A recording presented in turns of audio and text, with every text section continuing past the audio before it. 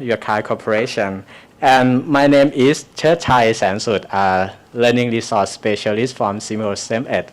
I will be the MC today, and on behalf of the Simeo STEM Ed, I would like to welcome all of you here again with us. And this session is the parallel session 2. It is our privilege to have you with us today, and we are now ready to begin the proceeding of the parallel session 2, which is STEM Professional Academy. So, Professional STEM Academy session 2 aims to share and showcase the model, the outcome, and the practices that the Simeo STEM Ed implement, and under the professional development program to support the implementation of STEM education in Thailand and across the region. So let me first of all introduce you to the overall agenda.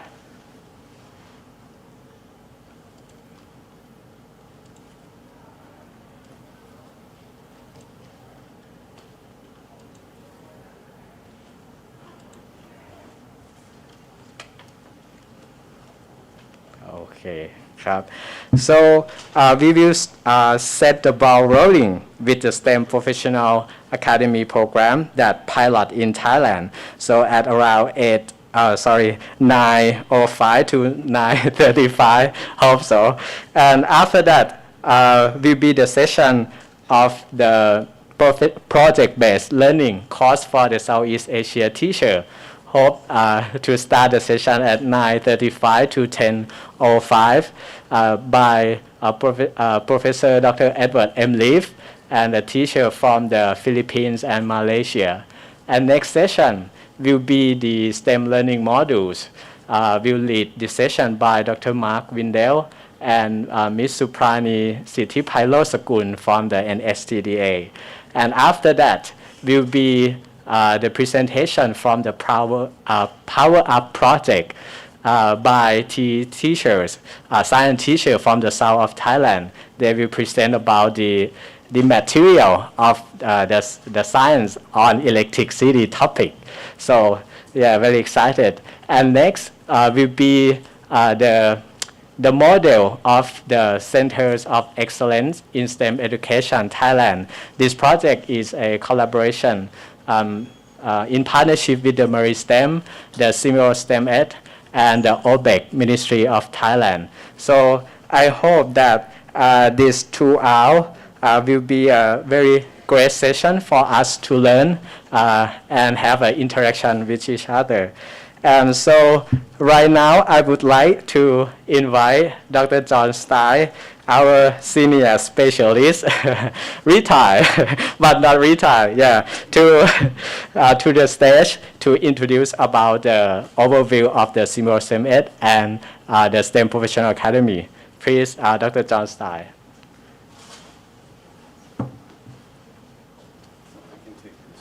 Yes. Okay.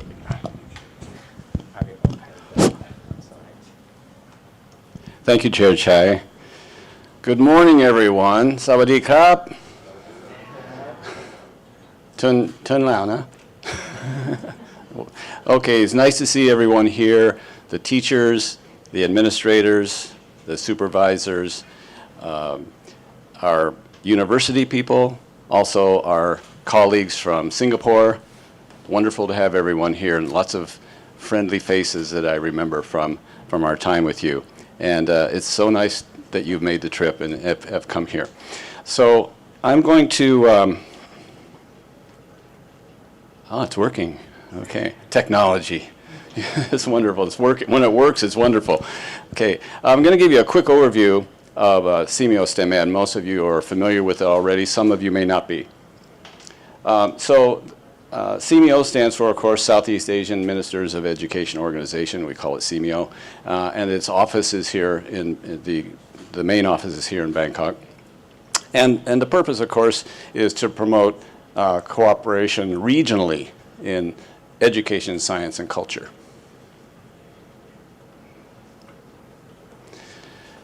And there are 26 institutions in the CMEO network. And most of you are familiar with those in your own country. These are some examples here on the left. Uh-oh. What happened? Okay. So, oh wait, I have one. I guess I should not hold this down very long. Okay, the picture here is of Dr. Kritsachai, who is the new Center Director of CMEO STEM Ed. And it's hosted by the Government of Thailand, the Ministry of Education. It started in November of 2019. I came on board a couple of months later, and Ed and Mark joined us shortly after that, and we've been working ever since. And as Chair Chai mentioned, I have recently retired, so if you see me again at your school, it will be because I'm just traveling on my own.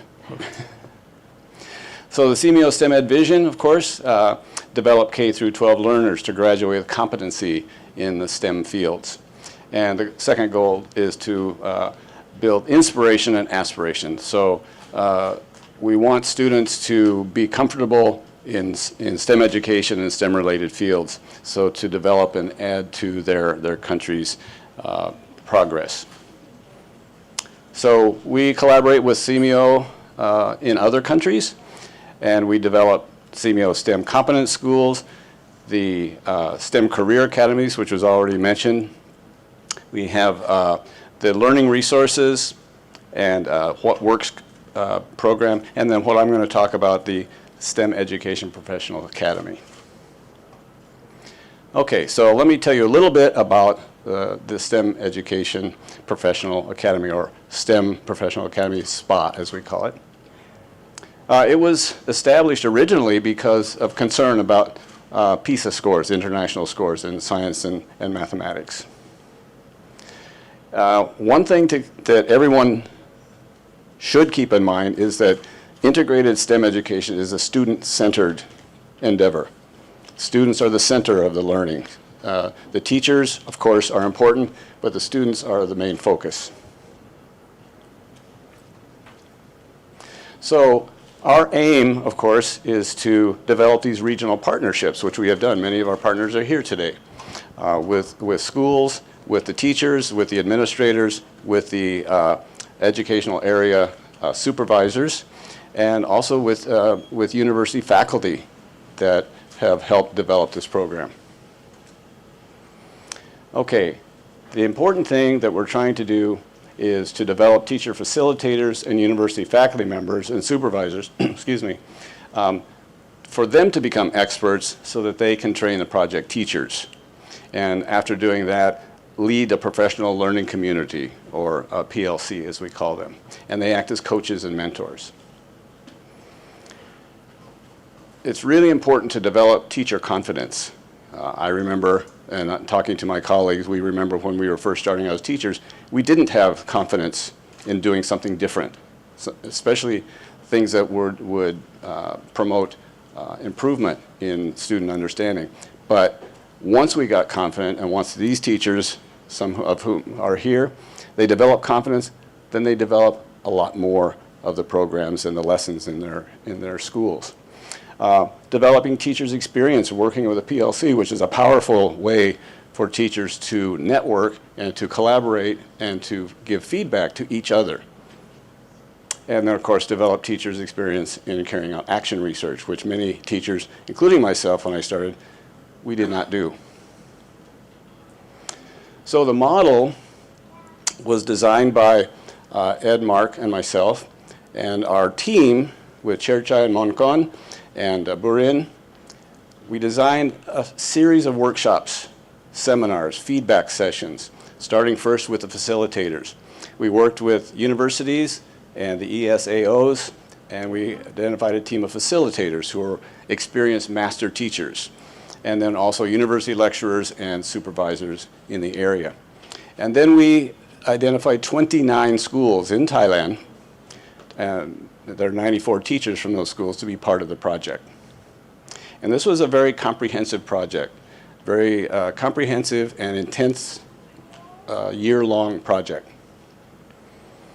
Okay, so first, train the facilitators, faculty members, and supervisors. I don't like the word train so much, but we do use it, meaning that we help them develop the capabilities and experience. And then they planned and delivered the first part to the teachers.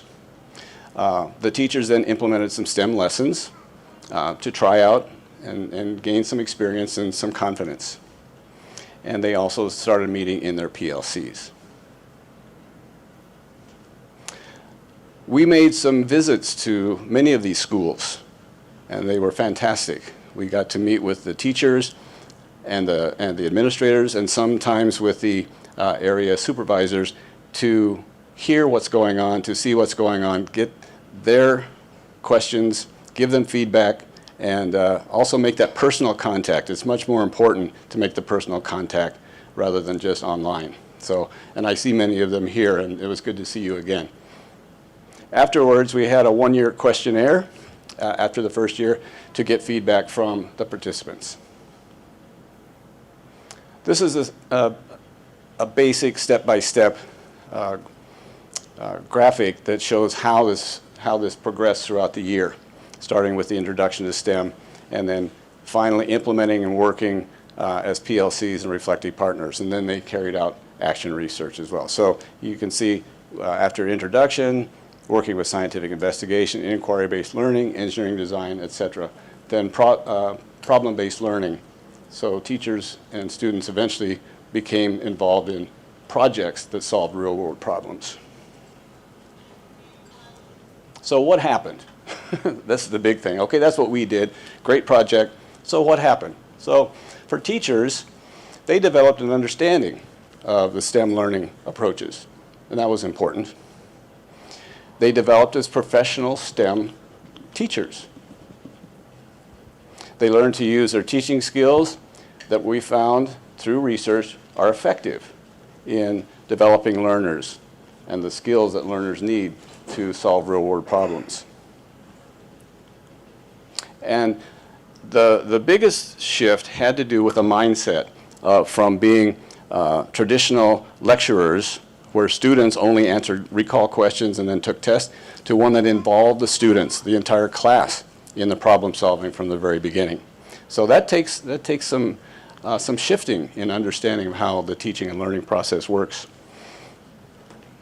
And that involved things like learning about 21st century thinking skills, collaboration, communication, critical thinking. These are things that students need to develop in order to do this, and quite often they don't get that opportunity. Okay. So the teachers did use the STEM process, and they implemented it in their classrooms very successfully. They developed their own learning experience through the PLCs. And these are some examples of problems that students solved or attempted to solve. Only a few. There's only 5 here, but there were many. As you know, there were 29 schools involved. These are just some examples, such as capturing and recycling wastewater, which was a major project for some of the schools.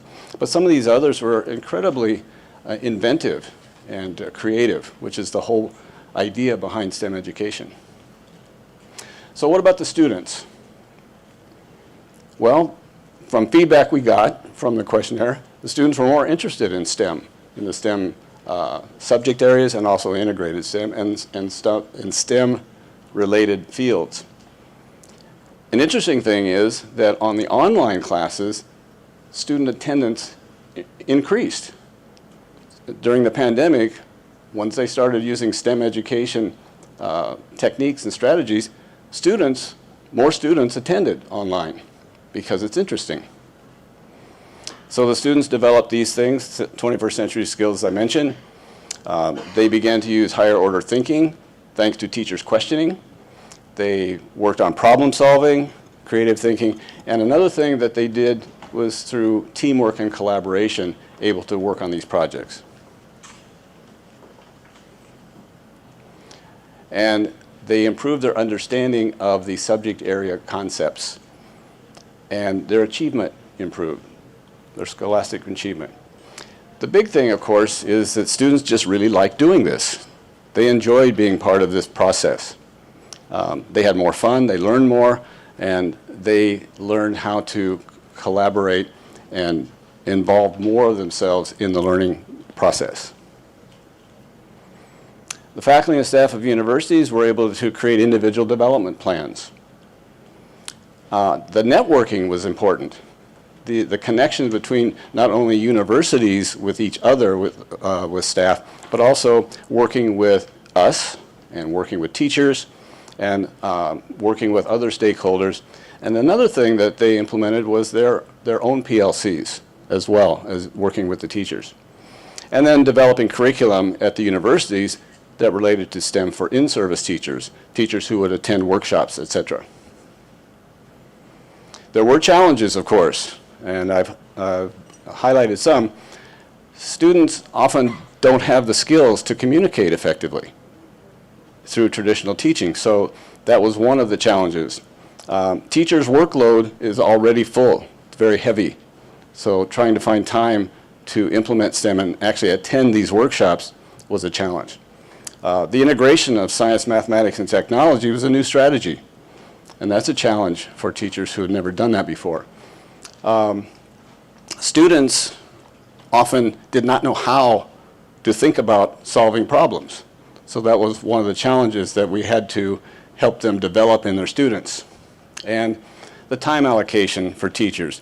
They have a very full schedule, both in school and out of school, so finding the time, often on weekends or evenings, was a challenge.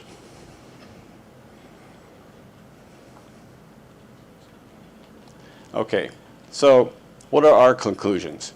Well, the teachers developed a variety of learning techniques and learning experience, and they successfully engaged students in this problem-solving, inquiry-based process.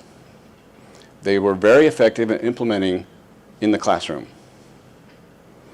And I'm talking to teachers that we know did this, and we're very happy to have you here to support this. They were supported by the facilitators, the faculty members, and Mark, I forgot, SLT, what is that? Oh, he's not here. He told me before, but I'm service learn, I don't know.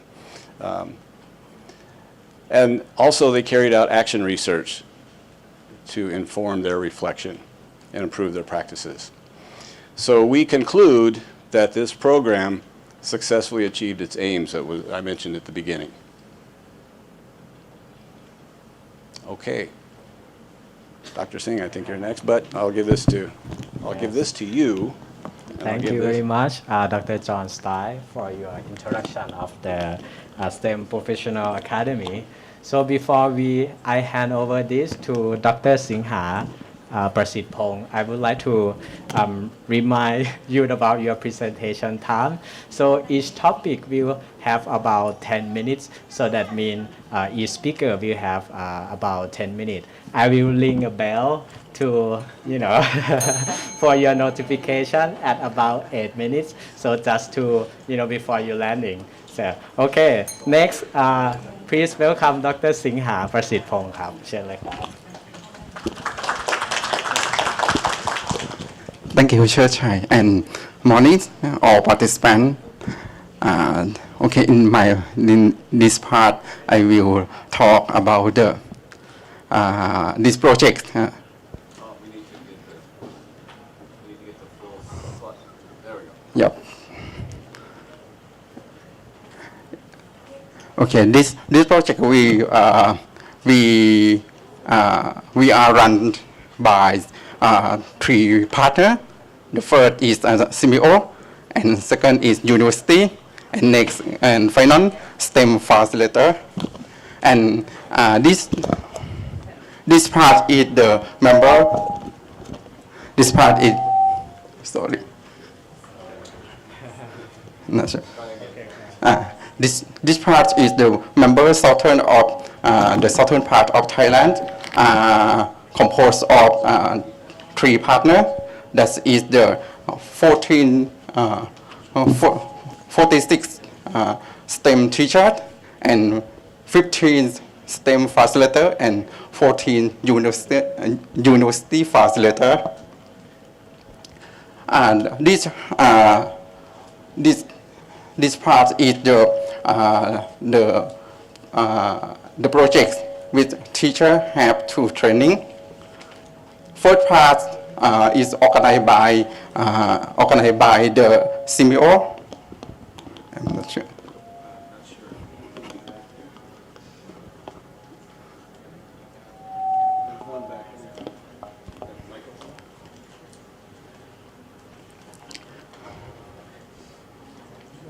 Yep.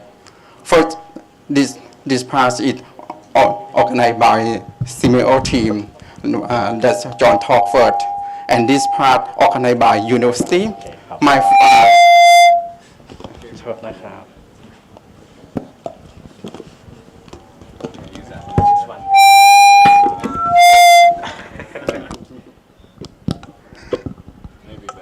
okay.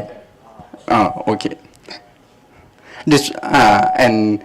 This part is organized by university. We focus on the teacher have to develop the student skills based on classroom, the action research. In this part, my team, we use the classroom action research to the teacher. And then this the step of the classroom action research. First, the first, the introduction, the classroom action research for the teacher, and next, this one, the how to analyze the classroom, analyze the classroom to be the for the findings, the topic research for the classroom action research, and next. The teacher will give the knowledge about the tool for the qualitative research. And then the teacher will be the teacher was provide the data analysis for the classroom action research. And this time, the member of this project, which I taught, STEM teacher, STEM facilitator, and university facilitator, do the PLC. And then finally, the teacher will be train the article preparation, which Michael, the teacher, have to the article for this project. And then this the atmosphere of the PLC process. That, for example, that is university facilitator, and this is STEM facilitator, and this is teacher, STEM teacher. They are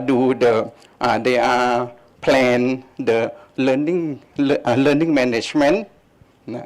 First, they plan the learning management, and then from the lesson complete, they will observe the class together and check the points of the successful and point is unsuccessful of the learning, and then they are to reflect the classroom what the point of the successful and what the point is unsuccessful, and then they will develop some of point is the unsuccessful to be developed in the next plan or next lesson. That is the PLC process with the team do the PLC, and then they have to do the PLC into 3 or 4 cycles to go to the goal of the student learning, which they have the point.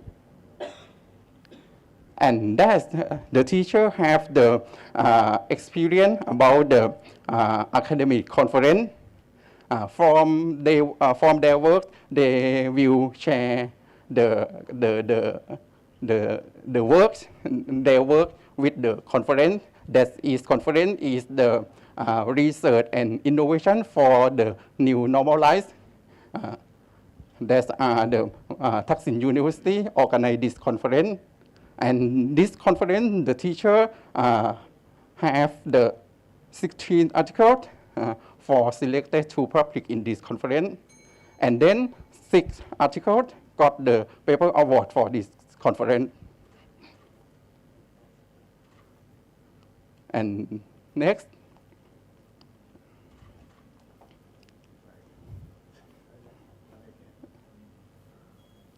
I'm not sure. It's not work.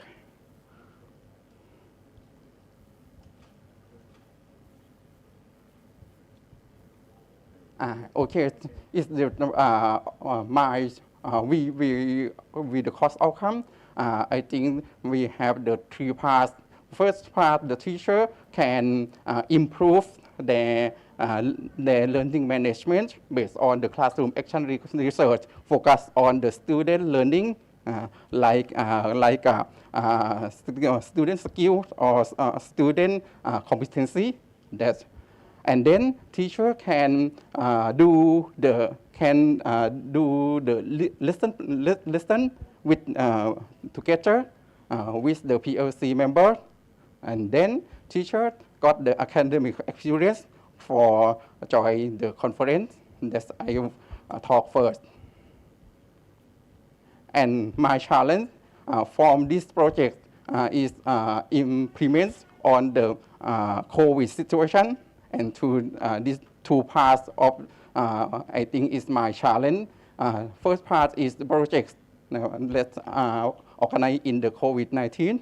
And second part, the project take a long time and using the extra time of the teacher to 2 part. I think it will be, this project is unsuccessful. I think, but I think from we found that the PLC process is good work for this COVID situation. With the team use the technology to share the idea, to share what can develop the teaching together. I think that is the good result for this project in the past of university to join this project. Thank you.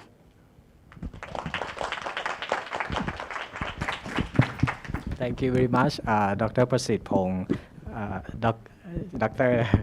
Prasit Pong from Thaksin University, for sharing us the idea of how he developed the non-degree course for the in-service teacher in Thaksin province and the south of Thailand. So next, I would like to invite Mr. Pongsathorn Panyanukit from Hat Yai Vichayalai Song School to present about what did he do with his team in the school under this program. So please welcome. เดี๋ยวรบกวนพี่เชิดชัยกดสไลด์ให้ได้ไหมครับ เดี๋ยวผมแชร์ ครับผม ให้แชร์เวอร์ชันผมไปขอสักครู่นะครับ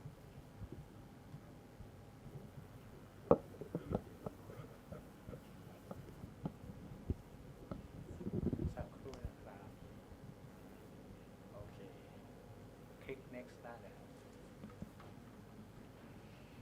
โอเค Okay, so I'm so excited today. Hello everyone, my name is Pongsathorn Panyanukit. I'm teach at Hat Yai Vichayalai 2 School in the southern part of Thailand. I'm excited to share with you about the STEM education, STEM activity. That I have learned through the CMO STEM Ed Professional Academy course. In the past, I used to teach through the Google Meet application, focusing on explaining for students to enjoy. However, I found that my students were getting tired of watching the video and will not interact with me as much as I would like them to. So So I decide to change my teaching approach and attend this training course, which train me on the process of scientific inquiry and engineering design process and STEM activity. During the training, I attend a section with Thaksin University on classroom action research and join a PLC group with facilitator, teacher, and supervisor. Oh, sorry. In my PLC group, we develop plan for STEM activity and encourage each other until we came up with a STEM activity on the topic factor affecting humanity for grade 7 students. This is a STEM activity on factor affecting humanity. First, to interest the student, I introduce a situation about growing bean sprout and give them the opportunity to share their experience and problem with it. Then we set a common goal to create a product that we can keep high humidity for growing bean sprout. And in the export state, I taught the student how to read data from a psychometer and divide them into groups to collect the humidity data in different areas and analyze the factors that affect humidity. Next, in the expanding stage, students share the result of their analysis and apply knowledge gained to product design in engineering design stage. After creating the product, students evaluated whether it could be used to grow the bean sprout according to the condition, and if not, they improve their product again. So finally, students presented to the class what they had learned from activity, which includes collecting data, working together, and using the Tinkercad program to design the product that can retain the moisture. During this STEM activity, my students achieved several learning outcomes. As you can see from the picture, the students were able to design the product with closed container and space for containing water, which demonstrate that their understanding of factors that affect humanity. Overall, I believe that this STEM activity was success, and my students gained a valuable skill to know and knowledge that they can apply in their future study and career. This activity was just one of many STEM activities that I have designed since attending this training course. I feel more confident in teaching with STEM activity, and I'm glad that students enjoy them. Thank you. Thank you very much, Mr. Pongsathorn from Hat Yai Vichayalai 2 school, that he's showing us the example of how he applied the 5E teaching approach together with the engineering design under his PLC team that he designed, right? You can see from the screen that not only him, but there are 5 teachers also joining in the program. So next, I would like to invite Professor Dr. Edward M. Leaf, the senior specialist from CMO STEM Ed, on the topic of project-based learning for Southeast Asia teacher. Please welcome Dr. Edward.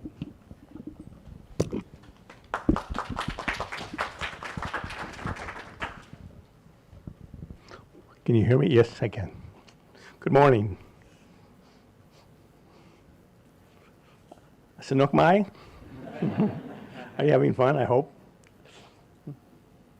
Oh, a long picture. How long ago was that picture? Not that long. Are we ready, Church Eye? Yes, just click. Okay.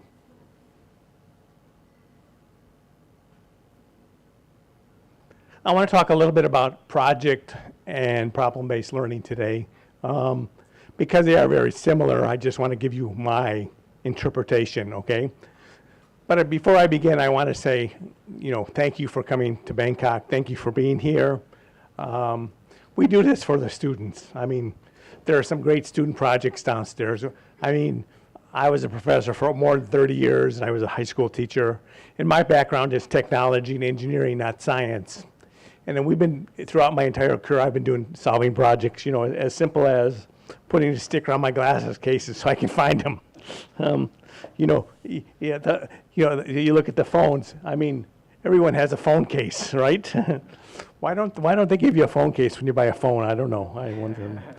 There's two things I want you to remember: that technology is about modifying this natural world, okay? And engineers create the technology. The person with the camera there, that is technology. The camera is technology, but that was created by engineers. And we often hear of STEAM, adding the arts, but look at the little arts, the design of this, little bow tie, etc. So I'll begin since I only have 5 minutes, correct? And I'll go quick. So project-based learning, PBL or problem-based learning, they have a lot in common, all right? So I'm gonna try to show you the difference. And again, what we did is we offered a course for all the region here, the CMO region for all countries, which you saw earlier. STEM, what is STEM education? This is our center's definition, and it's a very good definition. It was created by many people. But STEM education, I'm going to read this, but I won't read it anymore.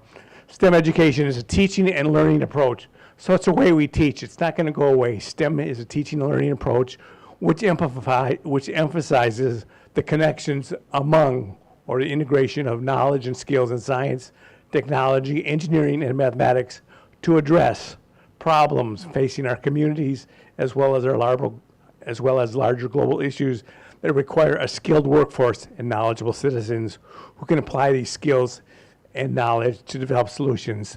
The number one skill we want, all of my children, all of our students, is problem solving. Yes? Shake yes. We want them to be able to solve problems. Today, my children Google it. If they have a problem, they Google it. That's how they find the answers to everything. But I believe STEM education is a good vehicle for teaching problem-based learning and project-based learning. So let me talk about problem and project-based learning. Just show you the difference. They're very similar. When I think of project-based learning, they have a great deal in common. Problem and project-based learning. Here's project-based learning is a teaching method which students work cooperatively, typically over a longer amount of time, to build something. These are actually my students. We have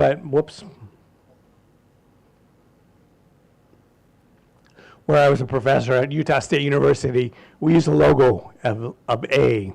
So I had my children, I needed them to build a playhouse. They were learning, this is a construction class, an introductory construction class. So I had broke them up into two groups, and they built this project. So that is project-based learning. Project-based learning is an instructional strategy which students work cooperatively over time to create a product to solve a real problem. Here they applied what they were learning in class to build a children's playhouse. So that was a project, build a children's playhouse.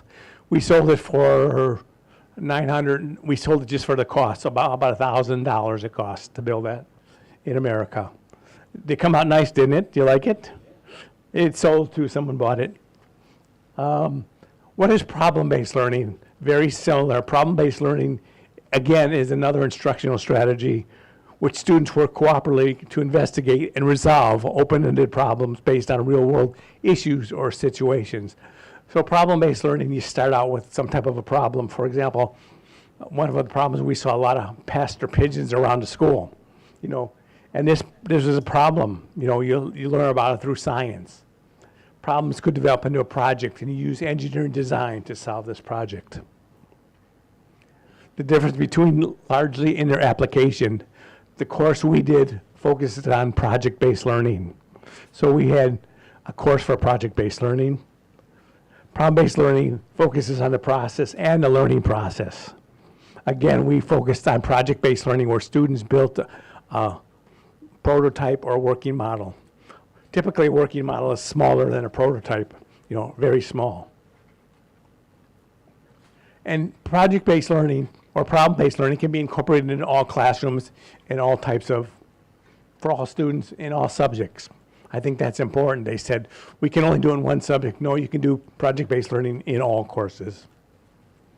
The project-based learning course we offered, Mark and I, myself and John, we did 7 3-hour webinars. We did pre and post webinar tasks, plus follow-up support and feedback sessions through professional learning communities, PLCs. We had more than 1,000 people interested, and we selected 310 for the program. Here are some of the major courses or major topics of the course. We looked at STEM education, we looked at project-based learning, scientific investigation, engineering design, design thinking. Design thinking adds empathy. You get the user's point of view, which is sometimes difficult to do. The STEM ecosystem, developing a complete project-based learning experience, and entering the student competition. And I hope all of you go downstairs and look at the students because they did a fantastic job. In a webinar, we promoted the project-based, the 4-stage PBL model, which Mark has been doing since the 80s, I believe. Introducing the problem and context. Developing an understanding using scientific investigation if needed. Solving the problem, building that working model or prototype. And then communicating the results. So important that students communicate what they do. During our project-based learning course, we provided an outline writing plan. We gave feedback and modification. We developed the complete problem-based. We had students, teachers develop the complete project-based learning using models and examples provided by PowerPoint, study guides, and teacher's guide. We did feedback and modification, support, implementation, and reflection. So we brought this course all together, and we'll hear from a couple teachers here in a minute. Here's some of the examples you'll see. We did early warning flood detection system was an excellent one. Secure dorm room lock was a problem or project. Food security, clean drinking water, school community waste, pest problems, saline soil. These are all examples of project-based learning set in a real context, real problems to solve. We all want students to solve problems. And now we will turn it over and have a few teachers give presentations. So thank you very much. Technology is about modifying this natural world. Engineering is create the technology. This in my hand is a microphone. Technology, yes? Created by engineers. My clicker, it worked. Technology, but created by engineers. Thank you. Yes. Thank you very much, Dr. Edward M. Leaf, for your introduction of the PBL. So next, I would like to invite Mr. Gilden Mikalang from faculty member, Science and Research Department, College of Education, Mindanao State University from Philippines. Please welcome. It's all yours. Sawadika. Good morning to each and everyone.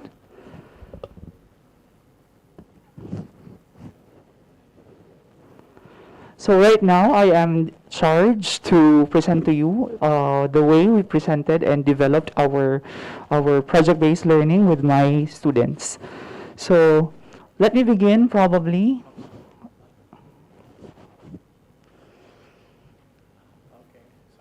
by introducing first the summary of the development and the implementation of it since November in 2022 until March, February of this year. So first, probably I would like to meet the members of this team. I am Mr. Gillen May Kamigalang from Mindanao State University, that's in the Mindanao area of the Philippines. Together with me is Professor Jovet Marticio of the University of the Philippines National Institute for Science and Mathematics Education. We also have Joy Magsayo, Sir Odell Hiraldoy, Luis Angelica Uruga, Adona Franco, and Dr. Mona Lisa Sasing. This particular PLC is actually governed by 3 institutions in the Philippines: MSU IAT, University of the Philippines, and the Department of Education. So the participants of this particular study is actually the grade 9 students, and they are actually from Iligan City in Mindanao. So let me begin probably by giving you first some inputs on how did we implement the 4 stages of the PBL as mentioned earlier. So we did some preliminary meetups where we initially did virtual meetings since University of the Philippines and Mindanao State University is a very far place in the Philippines. We made virtual meetings to discuss the objectives and the strategies of the PLC. And due to our different states as well as universities, we were able to decide and obtain diverse groupings on PBLs as well. So there are actually 2 PBLs in one PLC. So on the stage 1, we attended orientation and answered post or webinar tasks that highlights on how to introduce the problem and its context. In here, several possible pre-activities were planned and listed that could be relevant to students. Stage 2, we attended webinars that aims to highlight developing an understanding of the problem, including applying scientific investigation, designing thinking, and engineering design activities within the PBL process. Several activities were listed and carefully evaluated according to its relevance. Stage 3, further improvements and evaluation were conducted to activities to measure its degree of relevance, and enhancement were made upon the involvement of the STEM ecosystems or partners in the learning process. And here, we developed already a complete PBL experience. On stage 4, we prepared worksheets and teaching guides that could be used to incorporate PBL as one of the learning method that we could actually implement. So here are the learning experiences we developed.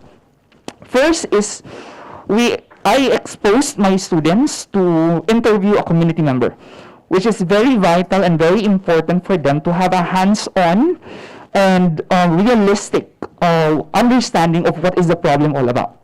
So what we did here is the learning experience aims to expose students to reality or situation of the Filipino families' daily living. So in this sense, we have here a farmer, a housewife, and a fisherman. So from there, I challenged my students to know how much do they have for a budget for a meal, for a day. So in this case, my students went to the local market and bought some material or some ingredients for food that they have to prepare for their family for a day. So here, my student is buying some fish, and you can see here it's quite very expensive. Eggs are quite expensive, and as well as here are the food that they created. Okay, so this is actually a common course in the Philippines. We call it tuyo, or dried fish, and we also have here vegetables. Okay, they are rich in vegetables. So after that, we did some focus group discussions. We did some focus group discussions where it aims to let students share their insights on the last 2 learning activities. So in this case, my students were able to somehow exchange ideas. What were the problems you've encountered? Why do you think this is a problem? So from there, some of my students actually felt teary and sad with the situation of the Filipino families that they've encountered, that some of them can only afford 2 meals per day. So my students were really touched, and I think that is actually a good avenue for us to target the values and the character formation of our students. So after that, I supplemented it with learning experiences, documentary viewing on YouTube, where they were able to picture out how big the problem is in a larger scale, in the national scale. So they were able to see that some families in Luzon were actually exposed to pagbag. They call it pagbag. It's actually leftovers from restaurants.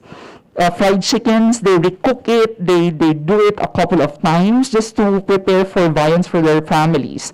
And there were some news that they were also viewed that many of the families were actually suffering from food insecurity in the country. So after that, students were also able to read researches. And these researches are actually very vital and very important because based on the researches that they read, mostly of those poverty index or the extreme food crisis or food insecurity happening in the country is happening nearby our province. So it's next to us. So Mindanao itself really has a problem in terms of food security. So what they did is they did some investigations on how can we help them.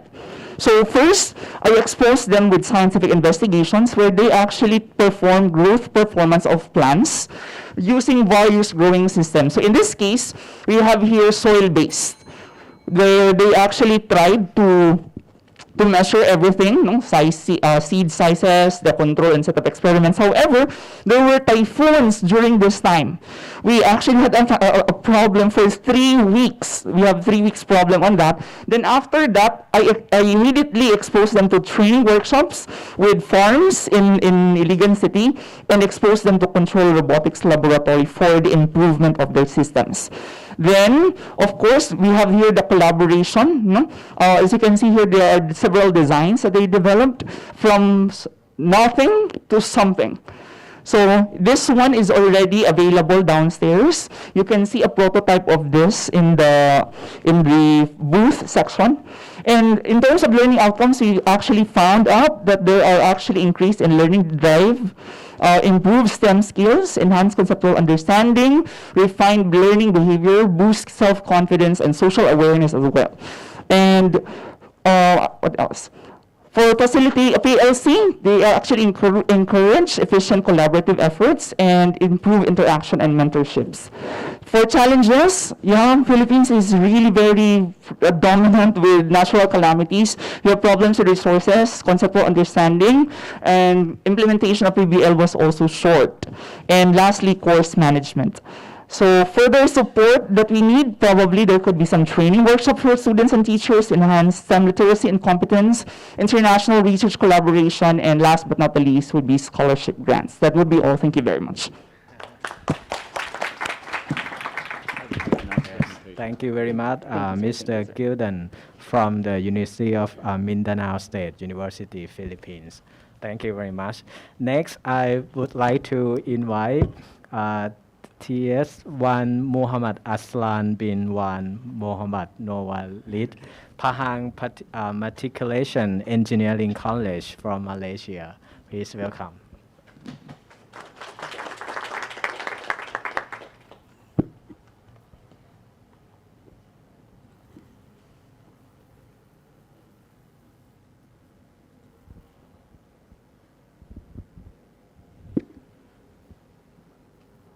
Hi everyone. Okay, Assalamualaikum warahmatullahi wabarakatuh. And hi to Dr. John, Dr. Edward, Dr. Mark, okay, my PLC, okay, and then to the educators, professionals, and all the teachers here. Okay, I want to share about my learning experience for my STEM PBL with all of you.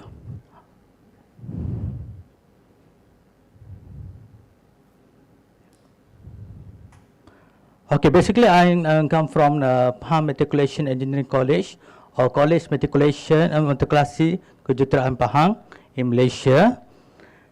Okay, I'm TS1 Muhammad Azlan bin Muhammad Walid, and I used to become a mechanical engineer lecturer, and I've my colleague is Miss Emilia, is come from mathematics lecturer, and then we have Miss Tahmizi, chemistry lecturer. And Mr. Ishaq bin Osman, physics lecturer, is in one group. Okay, it's my group. That's work up for this door lock module. Okay, and this is my picture of my colleague. Okay. Okay. I will start with stage 1. I will go through because my slide is quite long here. And then for the stage 1, for the context and problem, the case of damaged door lock have been getting more serious in our college. It's, therefore, high costs are required to repair the damaged door lock. It's come from the misplacement of the student, their keys, and then or the door lock also not working. So our learning approach there is a student-centered and collaboration, and we use learning resources as the memorandum, picture of real door lock damage, and reports collected about the damaged door lock. Okay, there's some picture there. Okay, the student activity they discuss among the group about the memorandum, brainstorming the idea, trying to answer the question in activity sheet in the activity 1, and then reflection, our teacher, reflection in this group. Feel happy and excited to be able to implement PBL in class, but written as real scenarios. And then students understand the context and problem more easily when we give supporting question in activity 1 to help them. It's for question. And then stage 2, background, knowledge, understanding and skill. This stage contains 8 activities. It's quite hard there. And then the student explore investigation and until they with expert and relevant departments.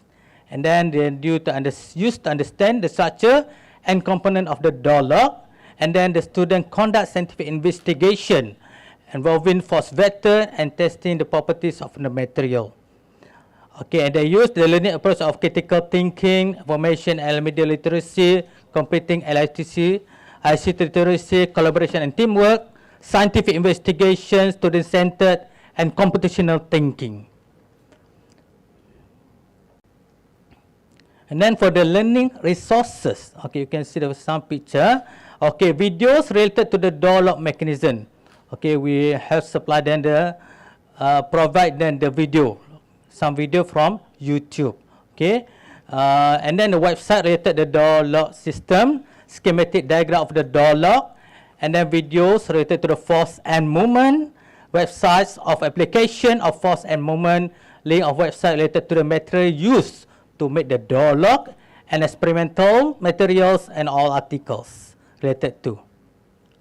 Okay, the picture is a show about the some stages and stage 2, some evidence that they work hard, okay, very hard, struggling to complete the module. Student activity, arrange an interview with the expert, set up a field trip, and then they study about the existing door lock mechanism in YouTube's video, website, worksheet, and next they conduct the experiments.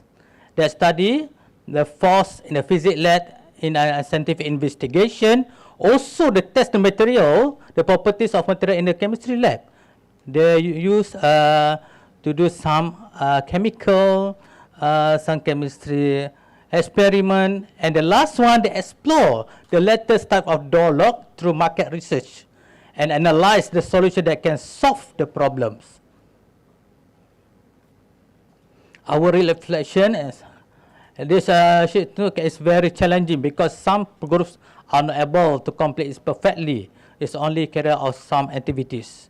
The second one, we've seen problems on how to implement in the college within the time frame given. Actually, okay, in Malaysia we were facing the jam-packed syllabus problems.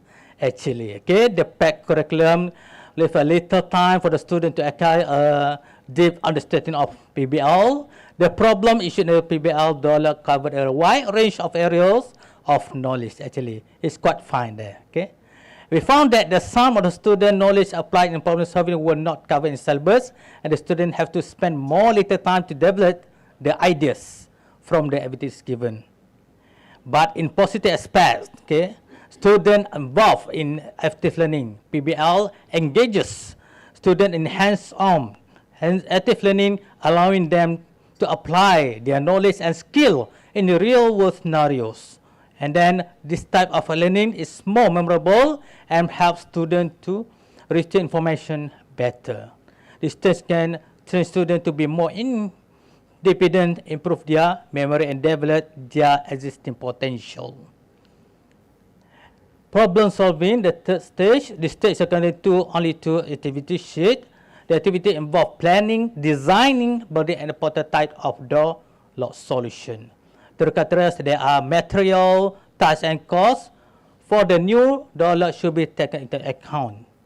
After that, the design must follow the engineering design process guidance. Teachers will use questioning methods to help students to evaluate their plan and design before coming out with their final design.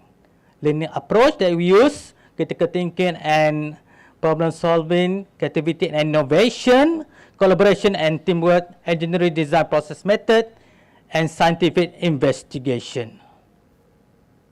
Our learning resources, the website of door lock design, AutoCAD software, activity sheet, and the stage 3 activity, they start. Okay, you can look at to the picture by analyzing existing solution using the engineering design process. Then they plan and design the chosen concept. After several aspects of the design have been refined, they draw the product using AutoCAD software. They do by themselves, and we had to facilitate a little, and then we come up with a solution. Our reflection history takes students to the engineering design process method. Basically, this method has been used to get the best result and designs. And then through the classroom experience designing, we were excited and glad to see my students explore the ideas to solve the problems. And sometimes the solution will come out beyond our expectation, actually. For example, they prefer to use the pin door lock compared to biometrics and security card lock to replace the existing door lock. And then we were surprised by the student, the ideas of build out the model using AutoCAD drawing knowledge which were they learned in their engineering course. Students' creativity has inspired us to modify our PBL module and plan activity based on engineering course syllabus. And then this stage not only develops student critical thinking and creativity, but it also stimulates the educators to create activity which may explore more ideas without based on the existing curriculum.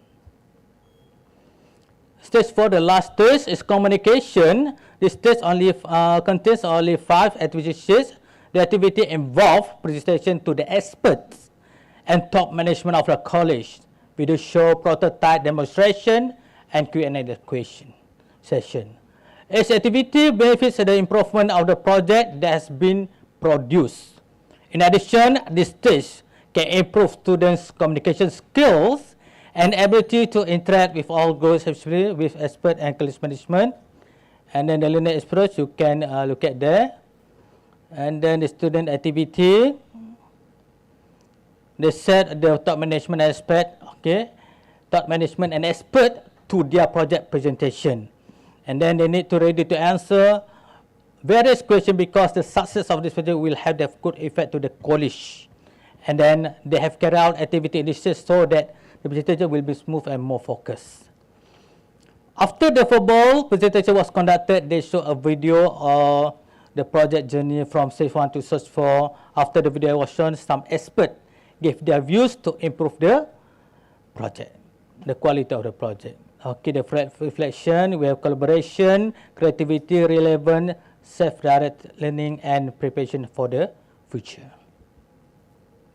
This is our group, pink dollar. Okay, we have Azim, Aiman, Faris, and Iqlil.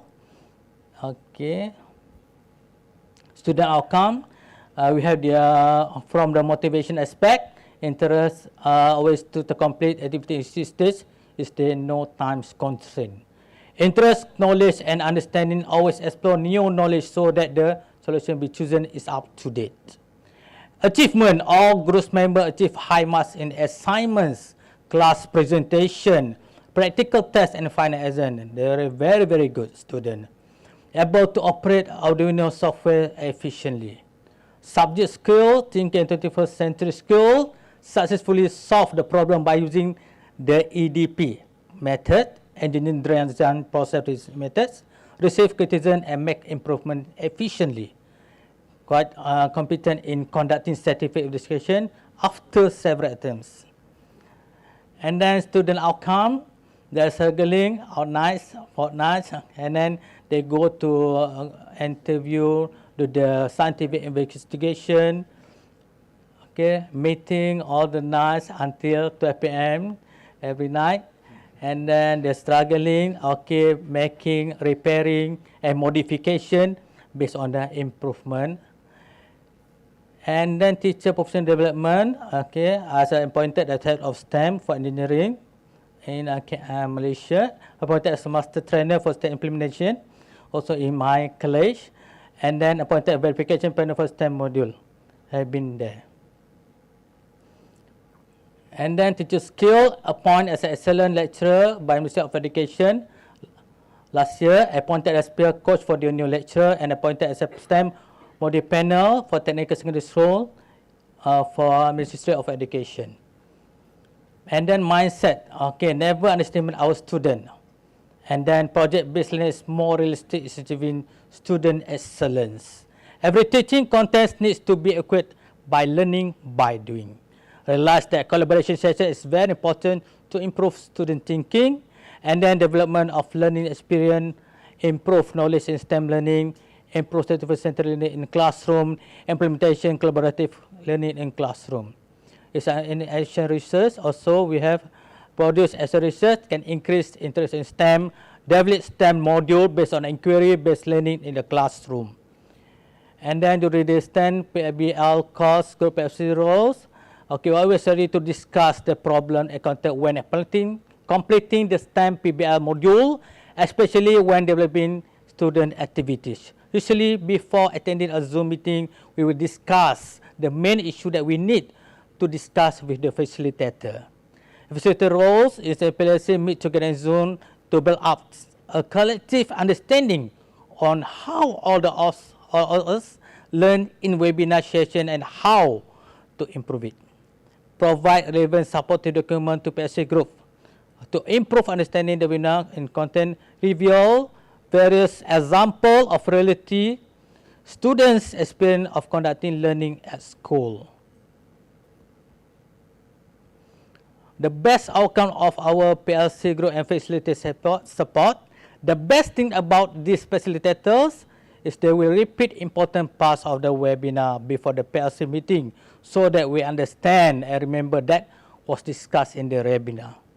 And then realize that teaching can only be meaningful as we could teach the student how to use the things they learn in class in solving real life situations. We found that the webinars and PLCs were eye-opening experience. In conducting PBL projects amongst the PLC group, it's quite challenging, especially in coming up to material needed for PBLs. Without guidance from the facilitator, we felt that we could not have able to finish the module. Very thanks to our PLCs members.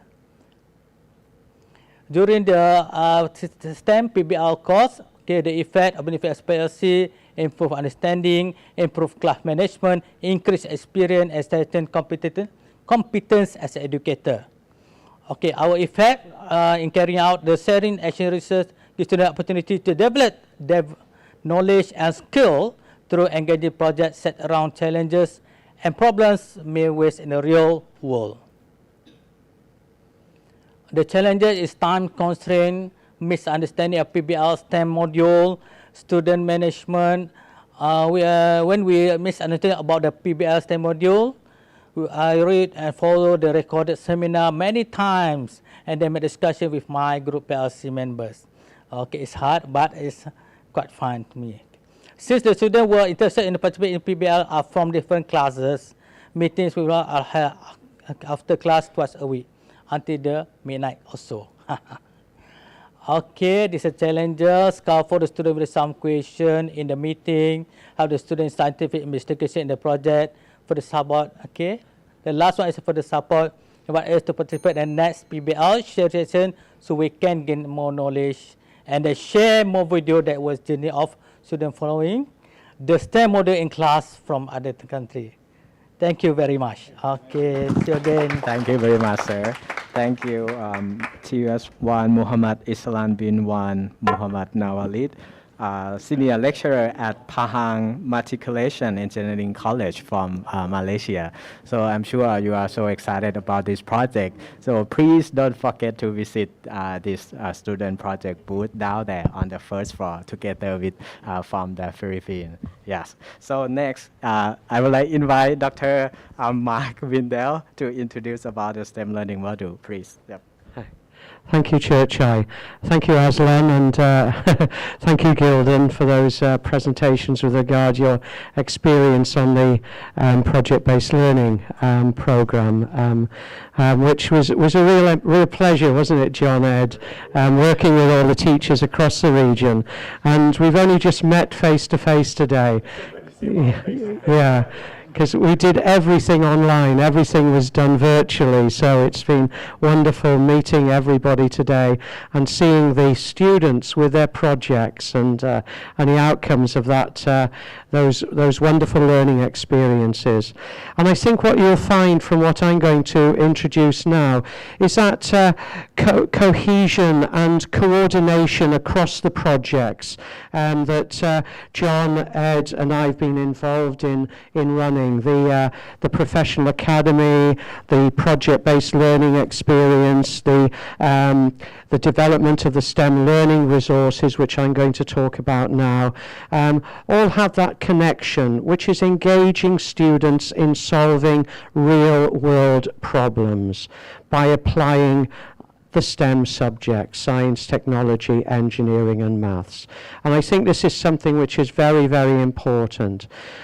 So, why do we need to develop STEM learning modules? Why do we need to develop learning resources? So let me get the pointer working. There we are. Okay. Thank you, Churchai. If we're going to develop teachers professionally, okay, we need to provide them with that support when they go back into their classrooms, as they develop those skills to be able to develop their own learning experiences. They need that support to be able to put things into practice, those approaches, those strategies, those models, the use of questions in their classrooms to facilitate the students through the learning experiences and to solve those problems. And to do that, to start with, they need learning resources to help them. And so this is something that we felt was very important for our role at CMEO STEMED, was to develop high-quality learning resources which would help teachers to put into practice those approaches, models, and strategies to engage students in the world of STEM, solving real problems, and developing the interest, the enthusiasm of students for STEM. Okay? And we did that by working with partners here in Thailand. We worked with 3 universities, plus the National Science and Technology Development Agency, and universities that they were working in partnership with. And of course, what we were doing there was we were working with scientists, engineers who are working at the cutting edge. They can bring that contemporary STEM into the classroom and help to engage students in real experiences. But of course they are experts in science and engineering. And of course what we helped them to do through professional development was to develop the pedagogical expertise to develop those learning experiences which would engage students more effectively in solving problems in the classroom. The inquiry-based approaches that underpin the problem-based learning experiences which Ed introduced you to. And this is really, really important. So we didn't just say, right, develop these learning modules for us. We provided support and the expertise which we have, which is in teaching and learning. And we did that through professional development. And we did it in 4 parts. Okay, so we progressively developed the expertise of the writing teams. First of all, introducing them to STEM and STEM education and problem-based learning, and the different models that we introduced them to that they could use in their in the resources that they were developing, and then also those active inquiry and approaches that they could use within the models to engage students effectively in the problem-based learning experiences. And so, first model, the first stage, the first part was introducing them into how they could introduce a problem in a real way to the students, a real problem in a real way, through a real context and through realistic methods. Okay, and I think this was very, very important. How do we make that problem real to the students? How do we engage them in that context? And how do we continue that context through the learning experience? And so this was the first stage, and we did that through real, through good examples, and as we did when we developed the models. One of the models that we introduced was the 5-stage, the 5E model, okay, which of course was developed by Bybee and his team in the United States. But something I suppose I've been involved in over the, past 20 odd years is adapting that model. So we've used it also as a problem-based learning model, an inquiry-based model, and to engage students in solving real problems within real contexts. So not just using it as a constructivist model. And so we introduced the scientists and engineers, the writers to these models and how they could use them effectively. The other model, as Ed has already mentioned, was a model I suppose I was involved in developing with a team at Sheffield Hallam University back in 1988 for a project called Problem Solving with Industry. And this is something that we've adapted and used over the years. Again, it's engaging students in real problems, real contexts, through 4 stages. Introducing the problem and context to the students in real ways, and if you can do that, as the folks have already mentioned, with the community, solving a real problem in their community, that really is helpful. Then, of course, at stage 2, the students developing that deep understanding of the problem, and through research, through field work, and before they then go on to develop the knowledge, understanding, and skills to solve the problem. All done within the context in which this problem is set. And then finally, the student solving the problem. Okay, applying all the knowledge, understanding, skills, research they've carried out to solve the problem. And as Ed and as already mentioned, going through those processes of engineering design to solve the problem and develop their working models and prototypes. And then finally, of course, communicating their solutions. So this is a model that we introduced them to, and then, of course, within that model, there are approaches which we can use during those stages to engage the students in doing their research, in developing their knowledge and understanding. One, of course, which is key is questioning. Yeah, and this is something that we know that many teachers do find challenging. What questions to ask? When do they ask them? What order they ask them in? How do they engage the students in those questions in the classroom to facilitate the learning, to help them through those processes which will ultimately engage them in solving the problem. So questioning is very, very important, and that was one of the things that we focused on, as well as using cooperative learning techniques such as jigsaw technique, where to help the students develop their background knowledge and understanding or carry out their scientific investigations. And again, something which is important is how do we do that effectively in the classroom? So of course we looked at the classroom management approaches that they to be used, the scaffolding approaches, and of course questions being key to scaffolding. And then we went through the process, the step-by-step process of developing the STEM module. First of all, identifying the problem, the real context, and how to introduce it, before then moving on to identifying, well, what learning approaches are we going to use at the different stages? Okay, are we going to use a 5E model? Are we going to use a 4-stage model? And what approaches will we use within that? So that leads to the development of an outline framework. And of course, they've got that outline writing framework, which then can be modified before they then finally go into the process of developing their complete learning module, including the PowerPoints, which are mainly questions, to help the teacher to manage that learning process and the progression in learning through the PBL, and of course the study guide for the students and the teacher's guide and overview. So what we did is that we supported the teachers, the writers, through those processes. Okay, so in this case, we were the facilitators and we were supporting them through that process.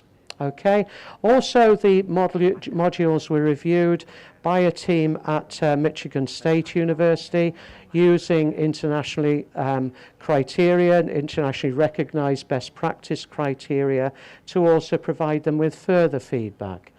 So the end products have been some really high quality STEM modules on COVID-19, on healthy eating for well-being, and others. And I'm going to now pass over to Suprani from the National Science and Technology Development Agency, who's going to tell you about the module that she developed and their experience at NSTDA. We first worked together 21 years ago on a national active learning project that we were running here in Thailand. So it's we've worked together for a long time. But anyway, passing over to Suprani now. Thank you, Dr. Mark, and good morning, everyone. Okay. My name is Suprani Sithipairosakul, a senior academic technician from National Science and Technology Development Agency, or you can call us a short term NSTDA or NSTDA. Today, it is my great honor to be the representative of NSTDA team to share our experience with you all today. NSTDA has worked together with the expert from the 4 universities, as you see, Khon Kaen University, Chiang Mai University, Srinakharintharavirod University, and Phayao University. And also, we work with researcher of National Electronic and Computer Technology Center, the organization under the NSTDA. We have developed 8 learning module, as you see in this slide. 5 of learning module are 5E model, and 3 learning module are 4-stage problem-based learning.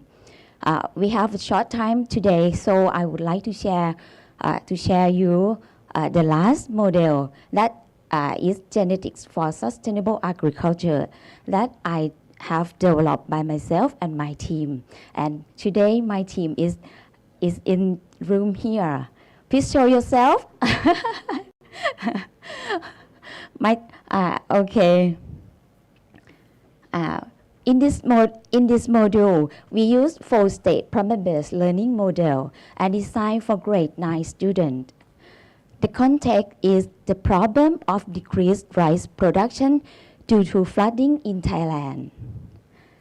At the first stage, to introducing the problem and context, students take the role as researcher in biotech research center. In their role, they will get a memorandum from Ministry of of Science and Technology to propose an appropriate genetic engineering method to improve the production of rice with high tolerance to flooding. And students have to work in their group to read the information, to analyze and interpret data, to identify the problem. What is the problem, and what is the role they are gotten, and how do they have to do? In the second stage, the important stage to develop background knowledge, understanding, and skills to solve the problem. We divided the content of genetics into 5 units. Students have to learn about heredity, Mendelian inheritance, the process of breeding organisms, DNA structure and genetics terminology. And the last unit is about genetic engineering process and also in the perspective of GMO. Certainly, students have to learn all content by doing the activity that we design in various learning approaches. For example, card game, active reading, active writing, questioning, modeling, debating, and group discussion. And this picture is the example for learning material that we have developed for the activity in this learning module. After finish the second stage, students have to go through the third stage, solving the problem. They will back in their group to work in the role of researcher.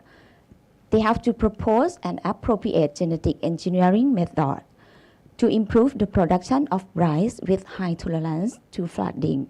They have to search the data to brainstorm and make in their group discussion to how to propose the solution.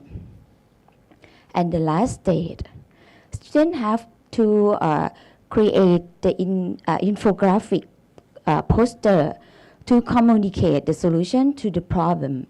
And these are their result. And this is a short summary about our learning module. And next, I would like to share you about the experience that we got from develop this module. The writing team development.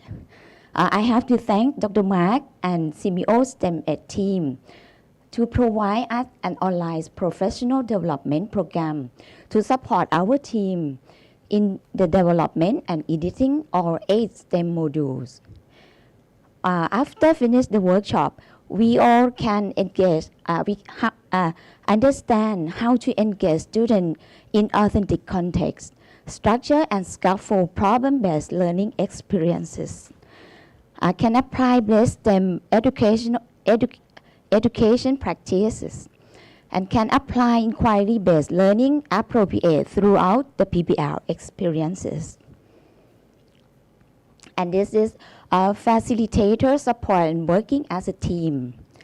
Since NSTDA is not the educational organization, so we have to work together with the educational partner, and our partner are the educational service area of OBEC in Pathum Thani province, and 10 teachers from 5 schools, Sai Panya Rangsit School, Triamudomsuksasapattanakarn Rangsit School, วัดกลางคลอง 3 School, คณะราษฎรบำรุงปทุมธานี School, and คลองบางโพ School. After we finish developing the learning module, we have a workshop to train the trainer. 10 teachers have trained with us and to understand what is PBL and how to implement PBL in their classroom. After that, teacher try out all activities and give us a feedback and evaluate our module. And we have edited before using with student. And then teacher try out the activity to their student in their classroom. After we finished tryout, more than 200 students, we found that students can increase motivation and enjoyment of learning. Students can develop a positive attitude towards learning genetics, and they can recognize the importance of applying scientific knowledge to solve the real-life problem and develop core competencies and 21st century skills. And these are the pictures that show that students have lots of fun when doing the activity, and teacher can assess individual performance of student where the activity is. And the challenge, however, there is some challenges. The current content-based teaching paradigm leading to examination-based summative. And the teacher are worried the STEM learning module is too time-consuming. Can all the content be covered within the allocated time? And that's all. that's all. Finally, I'd like to thank you, CMO STEM Ed and Chevron Enjoy Science, that give NSTDA a great opportunity to be the part of this project. Thank you, and thank you all for your attention. Thank you. ขอบคุณมากครับผม Thank you very much. And next, our science teacher from the south of Thailand, Nakhon Si Thammarat province, will show you how to teach the science topic related to electricity. So please wait for him a few minutes. Okay.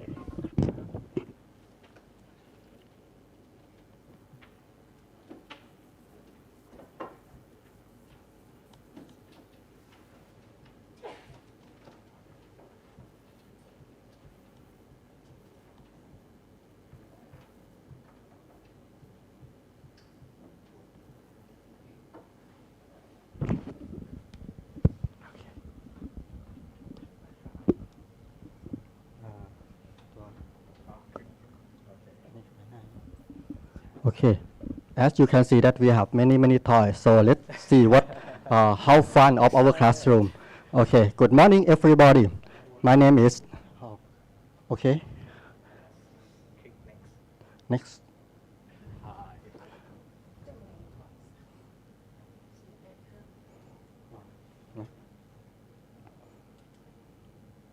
Technology. Okay, the wrong one. Next.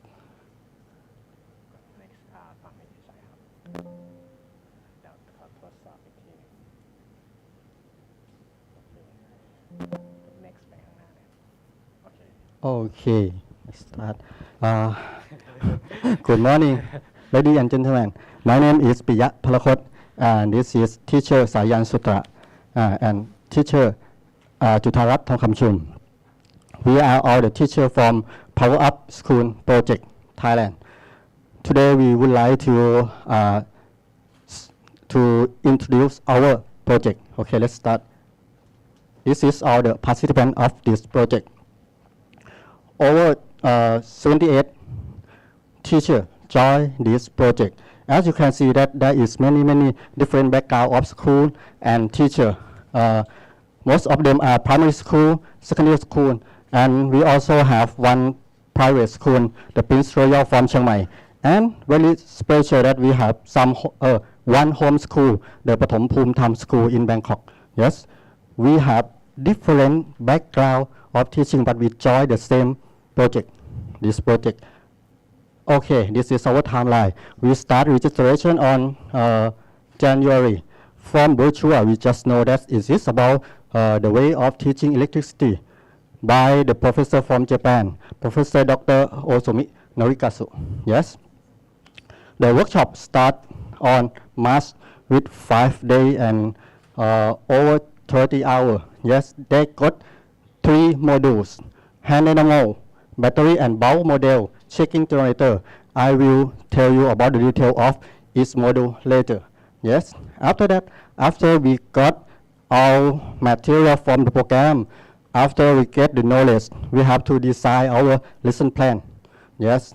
And in June, we have to discuss our lesson plan with the staff from Simeo STEM 8 and IPSC Thailand. Yes. To improve our lesson plan. Then each teacher come back to school and teach in their own class. After that, we reflect what happened in classroom on August to see what is successful, what is unsuccessful, like Ajahn Singha said. Yes, and then we summary on August. This is our timeline. Okay, let's go back to the 3 modules of this project.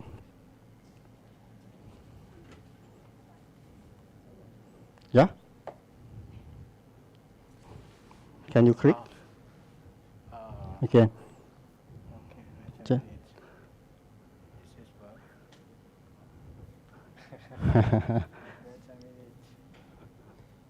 Okay. The slide number 5. Yeah. This is the first module.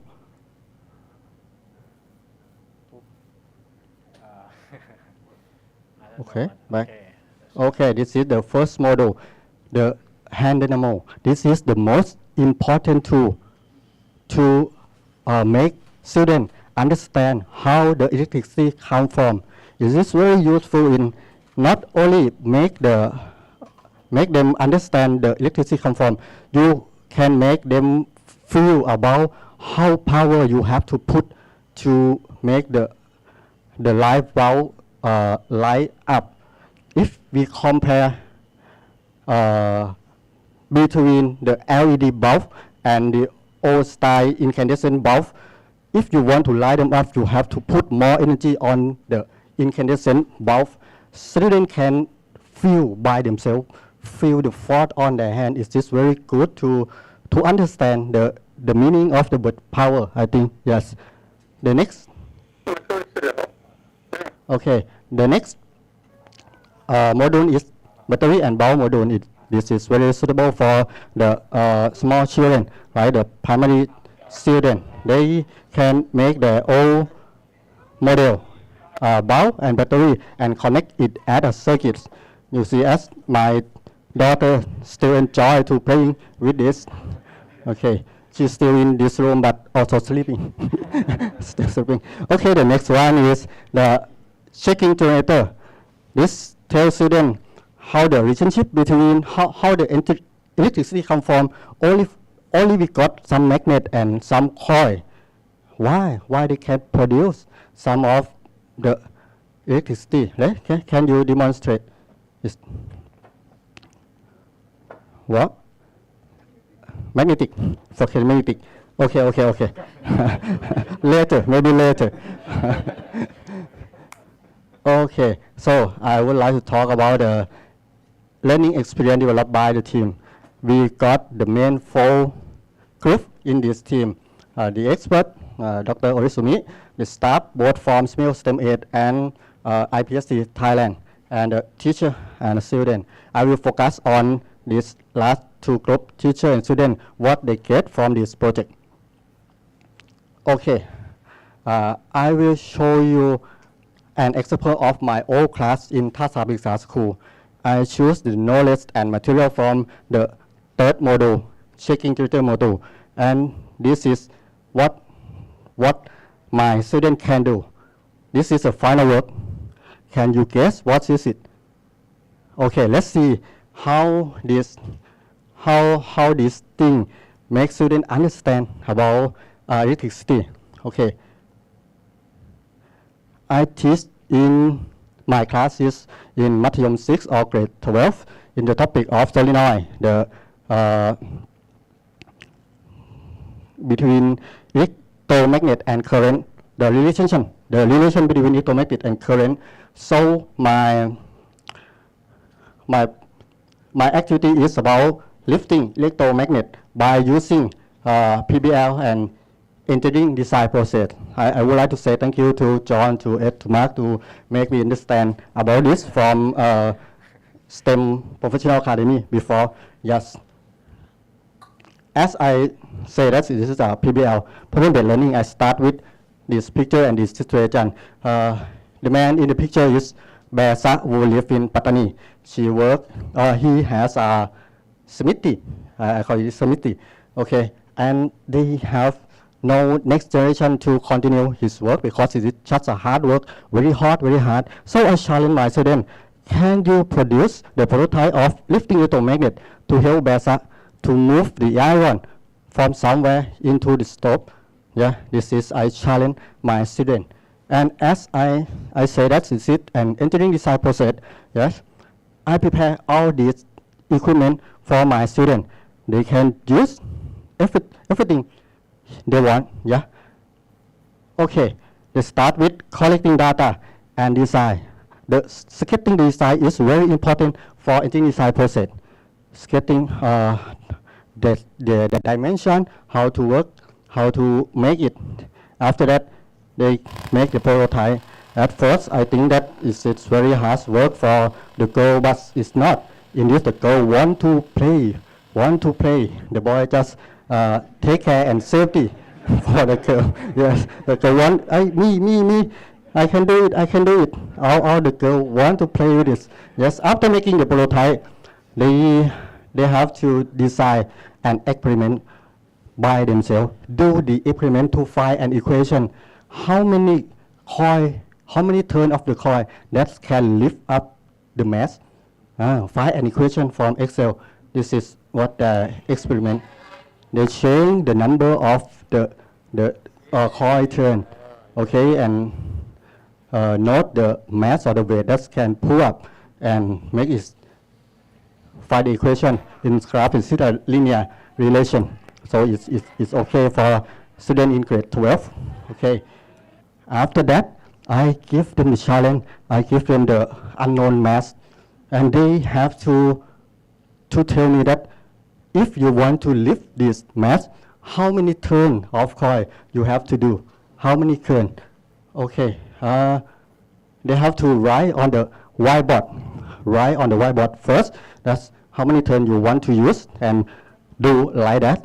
Okay. This is the very exciting time, the testing time. Yes. Let's see.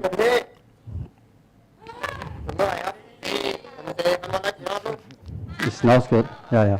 The size is not good. But after calculate, they told me that they have to use 51 round of turn to pull this one up. From 2 rooms, we got 11 groups, and every group can pull it up by different equation. 10 seconds for hold it. Hey. And you can see how joy is it, how fun is it, how happiness is it in the class. Not only them, I really love this class too. Not only my class, every teacher in this project have the fun learning, have the active learning, and I see that they can develop problem-solving skill. This is happen to all students in the project. Yeah, this is some of students in that class. And they still use engineering design process to work with their own science project.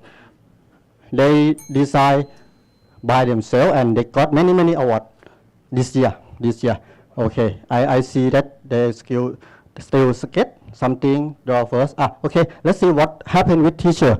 Yes, Ajahn Sayan not only teach with his own student, he set up the science class and use all this material to the science camp for students in after school in Surat Thani. Yes, this is a class of Ajahn Pricha from Nakhon. They can create his own learning material by a very simple thing like a bottle cap that can easy to find. Yes, Ajahn Chutarat got the best practice award from this project. Use all the material from Power Up project, use PLC process and scientific inquiry to make her student to understand electricity class. Yes, this is what teacher get from this this project, and we can do this because of all the support from the facilitator. Yes, this is a really real PLC. We also design the lesson plan together. We also reflect what happened in our classroom. So and it makes that our students have an achievement, academic achievement in electricity from this program. And now we still keep in touch talking with the teacher in the program, both in Line app or in the Facebook page of the project. So thank you, that's all. Thank you very much. It seemed like we were, his student in the classroom and excited about this topic. So thank you very much, Teacher Pia, Teacher Sayan, and Teacher Jutharat from the southern part of Thailand. Next, I would like to invite Associate Professor Choi Ban Heng, Associate Professor Tiao Tang Wee, Associate Professor Tan Ik Ling, and Associate Professor Ong Wei Sieng Andrea from the National Institute of Education Singapore to present about the collaboration program between the MOE of Thailand and Civil SEM8. Please welcome Dr. Choi Ban Heng, please. You have to start.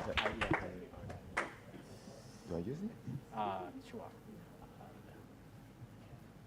That's a minute. Okay. Okay, I'm aware of time. I'm Assistant Professor Choi Ban Heng from the National Institute of Education. And I'm here to just give an overview of a project that I was involved with, Simeo Standard, OBEC, as well as 10 schools in Thailand. So without further ado, I'll just give a very broad overview of the program. In essence, what we are trying to do is to co-develop STEM education in Thailand by co-developing with them leaders who can actually spearhead this program, and also to co-develop teachers. But last but not least, we want to set up 10 centers of excellence all over Thailand to kind of spearhead the work that can be sustainable in the long run. This is just a very brief overview of the program. There are 4 phases. I'm not going to tell you what happens in every phase because there's an exhibition downstairs and I want you to go to the booth. So this is just an advertisement for you to go to the booths and find out from the teachers themselves what they have done over the last 3 phases.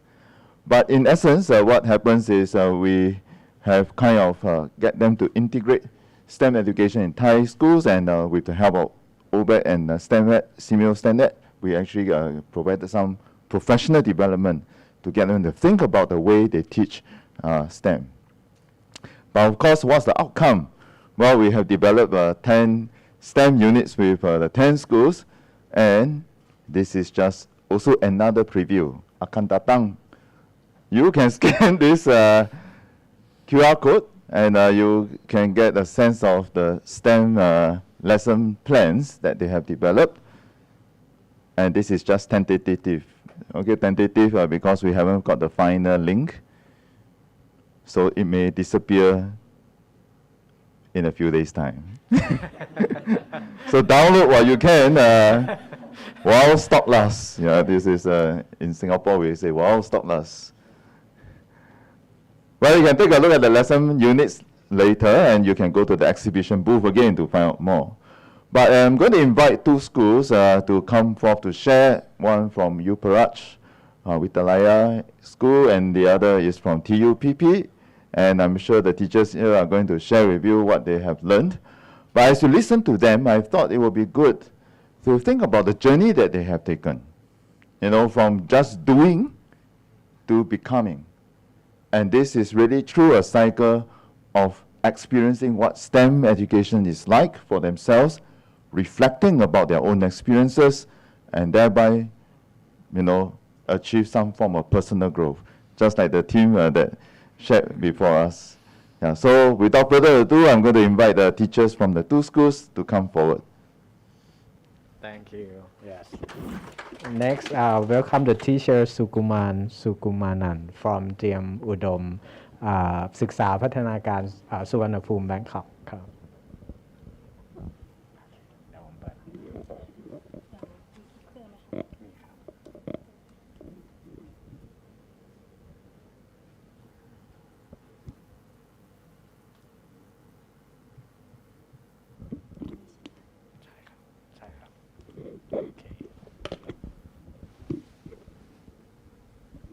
Hello. Okay. Good morning, everyone. Thank you for having me here as a speaker. On behalf of Triamudomsuksasapattanakarn Suvanabhumi School, I would like to presenting and sharing our TPP team experience on teaching STEM through team teaching. And I will explain and tell the story about challenges and opportunity we face from the wastewater treatment system project. Okay, first of all, our TUPP team attending as one of 10 of Center of Excellence in STEM Education, and we are supported by STEM Ed CMO and the expert from NIE. And during the time, we are creating our proposal, lesson plan, and booklet by suggestion of many experts from CMO and NIE. And then we come up with the lesson plan. And after that, we are implementing our lesson plan to our students. So let me explain our lesson plan in the step.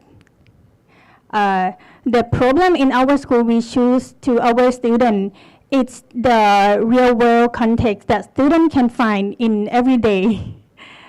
Because of our water managing system have some point to improve because of our canteen serving many teachers and students. And then there is contamination in the pond behind the school. And we would like our students to turn the waste into the pure water. So the participant attending in our project is grade 10 students, and they are already study about the ecosystem when they are in grade 9 semester 2. And our lesson plan provide can separate into 3 parts, the session 1 to 3. And in the session 1, we provide the STEM pre-activity to them because of they are less understanding about how each STEM component connecting together. And then we will bring them to observe the real world context, which is in the activity 2, the context introduction. And then they are going to train the lab by the teacher. So in the part of activity 3, laboratory equipment training. And after that, they will go to the activity 4, evaluate the level of the problem. And after that, they will pass to the session 2, which have 2 activity, the blow up the background knowledge and proposal preparation. And then our students need to rewrite the proposal until they got the best solution for them. And after that, they will present of the solution. And finally, they have to make their own science investigation until they got the best solution. Okay. And now I would like to sharing the learning experience developed by our team that we implemented to our students. Okay, so the first part is pre-STEM activity. We choose the parachute activity to let the student know about how do they deliver the eggs without cracking and using the parachute they designed by themselves. And then this part is just to introduce them to know the STEM components. And after that, so this part we bring the student in the field to observing the problem area. So each student, they will have their own responsibility by the interesting. Like for example, the student here, this one, he like to, he want to be the sample collector, and then he is like volunteering to collect the sample. But before collecting the sample, he's already learned how to collect it. And then they also come to asking the stakeholder, like the seller in the canteen, like what do they manage the waste after they cooking food, like that. And in this part, we're asking the mechanic teacher, because in our school have the mechanic teacher, and he knows about how our school manage the water system. So this teacher bring the student and telling them how our school manage water. And after that, we realized that our student lack of the laboratory skill. So we are training the laboratory skill by using, by facilitating by 3 chemistry teachers. And in this part, we use an approach of demonstration and let the student practice.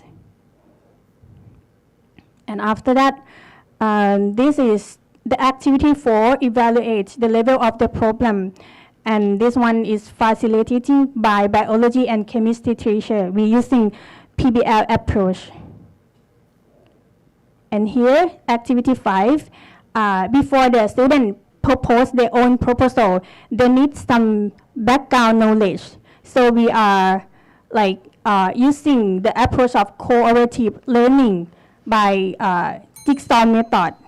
So in this part, the student will share the common wastewater treatment system used in the industry. Yeah. And this one is guided by 2 biology teachers. And now we are in activity 6, the proposal preparation. This one is very exciting for the student, because they are going to show their first draft of their own prototype. Yeah. But before this, we are training them to use the GeoGebra program and Blender program to design their own prototype based on the engineering design. As you can see here, sorry. As you can see here, some group of students may come up with the drawing by their hands, while the other, they already come up with the complete one. So we can see like some students may take some time to learn. Okay, and we jump to the activity 7, building prototype, presentation of the solution. So I think in this part, the thing that can helping to support the student is the questioning from the teacher and like asking many questions to the student.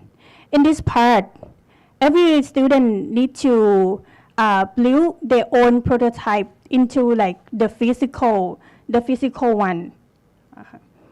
And then before coming to the real physical one, they need to complete, in here every group need to complete the Blender one first. And in here they also need to integrate the technology into their own prototype. And the last one, after they got the first draft right, they need to go back and then making their own scientific investigation. Also, like they have to fixing and modify their own prototype in terms of let the water flow into the right way. Also, they have to test that the solution they choose work or not. Like for some students, they choose to using microorganisms to pure the water. So they need to do like the small research to prove that is there any weakness or any strength in their method. If they find some weakness, they need to improve it. And this is the last model of them. But actually, they are in this group, this student group, they are creating the new one. So this is the, I would say, this is the second draft of them. So the complete one we were showing in our booth. You can come and see. Advertisement, right? Okay. So the next I will explain about the learning outcome, which I would say, as a teacher, we are learning to why we are teaching the student. For the student outcome, yeah, they are like truly learning by doing. Even at first, they are trying to learn by default. Like they don't have the, how to say, the direction at the first time, but with the guidance for many teachers, as we are team teaching, so they can come step by step until they reach the goal. And they gain many skills from teacher in each science field. Yeah. For example, when they are creating their own prototype, many teachers come and help them, like physics teacher and mechanic teacher, also the mathematics teacher who come and help them to get the appropriate proportion of their design. And then the student can explain the relationship of STEM components in their own work. Like they know that why the needs match in the engineering design. And the important thing I want to show here is the student can reflect the obstacle. Not only reflect the obstacle, but they're trying to overcome all the obstacles. Sometimes they can, but sometimes they cannot. So they like searching by themselves first. If they cannot, they come back to the teacher and ask. And then they are having a chance to communicate. Also, like presenting the prototype in their own language, in the second language, which is the English. And as a teacher, we have the experience and gain many things from the project too. Firstly, we are like working as a team, so it's a chance for us to collaborate in different science fields, and not only in science field, we are collaborate with the teacher in other field too, like the technology teacher or the mathematics and mechanic teacher. And also, we can see the potential of our own student. And some of the students never show that kind of potential too. Like some of the girls, we are worrying that she cannot do an engineering or like tinkering things, but she can do very well. And some of the students, like they are giving the question that, is it better if we're not doing this with the Blender? Can we use another application? Like they are trying to find the other application. Okay. And here I would like to thank you the support from the expert from CMO STEM Ed, Mr. Mark, Mr. Ed, Ms. Tan Ekling, and Choi Ban Heng, and everyone from the CMO and NIE to support us. And sometimes they are giving us about the way to access to the learning resource. And this is the part that I would like to share. The first one is challenges. As we are implementing our lesson plan, we found that some part when we are using with the student is not work, so we have to change during the time we are implementing to like adjust more. And the time spent from the student, as we are collecting the student reflection, we found many challenges like the time spent, the students, we have less time spent for them to making their own prototype. On the other hand, we found many opportunity, and the things that we are very impressed is our students have motivation to learn the new STEM project, and they are like ready to have a new one, and they are like having idea to design their own one. And also this, as we are going through the STEM project, it's like we as a teacher, we learn many things and the important thing is we have the way to manage how to teaching STEM as the team teaching. Okay, and the key success for our school, I would like to say, is because of the teamwork and the collaboration between the teacher. So we can come this far with the help of many teachers. Like connecting, we are trying to connecting together. Like before we are doing the lesson, we come and discuss, and after the lesson too, we come and discuss again, like what we need to improve more in the lesson. Okay, thank you very much. Thank you very much. Teacher Sukumanan from Triamudomsuksasapattanakarn, Suvanabhumi. Last but not least, a group of teachers from Yuparat Vidyalai School, the northern province of Thailand. So please welcome.